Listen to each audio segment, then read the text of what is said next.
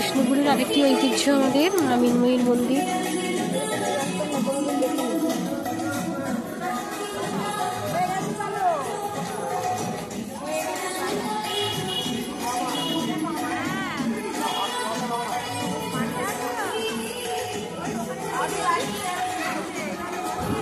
রাজার বাড়ির এটা মা মৃন্ময়ীর মন্দির। এই যে বিশাল বটবৃক্ষ, এখানে বহু বছরের পুরানো।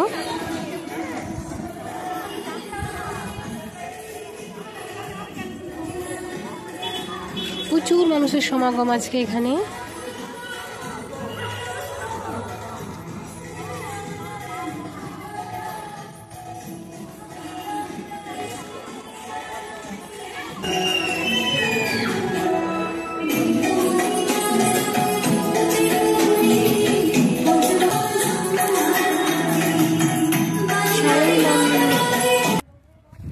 পোড়ামাটির হাটে এসে গেছি আমরা। এই যে পোড়ামাটির ভিতরে একটা ছোট্ট পার্ক আছে, সেখানে এই মন্দিরগুলো সব আছে বিষ্ণুপুরের। কত সুন্দর না জায়গাটা, অপূর্ব।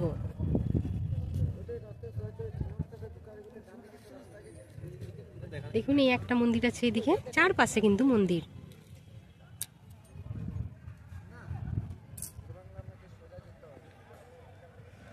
এই যে এখানের পুরো এলাকাটা খুবই সুন্দর একটা দৃশ্য।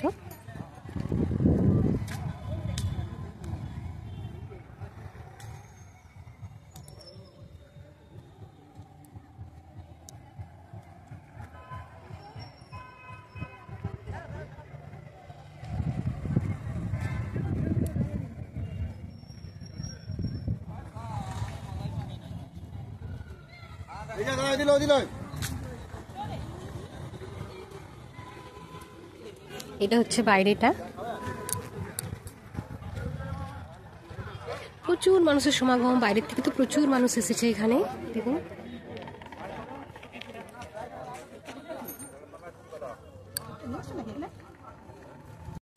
জোড় বাংলাতে আমাদের বিষ্ণুপুরের আরেকটি ঐতিহ্য জোড় বাংলো, রাজাদেরই, আমাদের মল্লরাজের।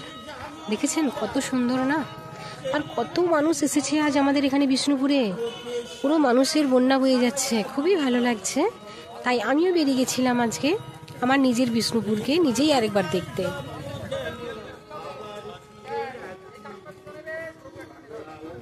আমি খুবই গর্বিত যে আমি বিষ্ণুপুরে থাকি।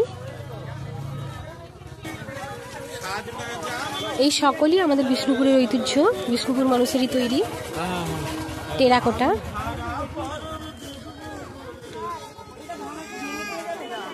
দেখছেন সব টেরাকোটার জিনিস এখানে, অসম্ভব সবাইকার অসাধারণ হাতের কাজ।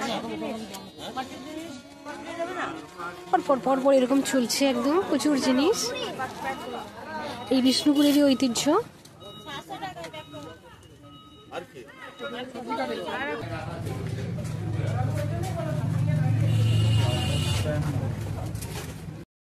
আমরা চলে এসেছি রাধাশ্যামের মন্দিরে।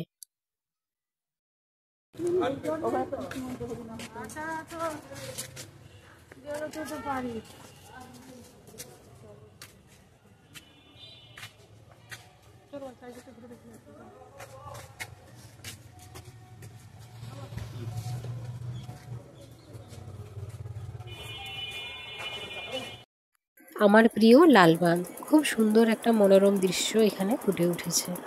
দেখুন আপনারা সবাই আমাদের লালবাঁধকে, বিষ্ণুপুরের ঐতিহ্য।